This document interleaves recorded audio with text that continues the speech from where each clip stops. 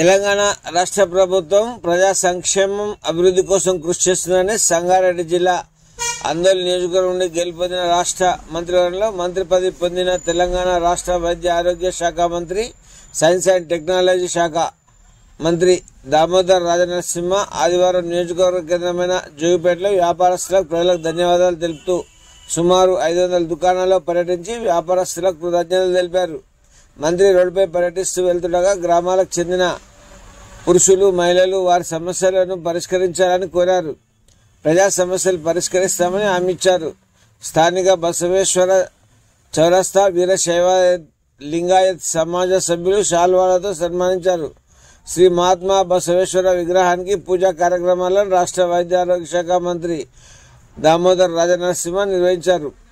Clock tower లోని మహాత్మా గాంధీ విగ్రహానికి పూలమాలలు వేశారు. ముందుగా వెంచర్ గృహ నిర్మాణ పనులకు భూమి పూజ కార్యక్రమాన్ని నిర్వహించి అనంతరం కాంగ్రెస్ పార్టీ కార్యాలయంలో అందోల్ జోగిపేట్ మున్సిపల్ నియోజకవర్గ పరిధిలోని పలు గ్రామాలకు చెందిన కాంగ్రెస్ నాయకులతో, మున్సిపల్ కౌన్సిలర్లతో, కార్యకర్తలతో సమావేశం నిర్వహించి ప్రభుత్వం చేపట్టే సంక్షేమ పథకాలపై ప్రజలకు అవగాహన కల్పించాలన్నారు. అందోల్ నియోజకవర్గం అభివృద్ధి లక్ష్యంగా కృషి చేస్తారని, ప్రజలకు ఎప్పుడూ అందుబాటులో ఉంటారని హామీ ఇచ్చారు.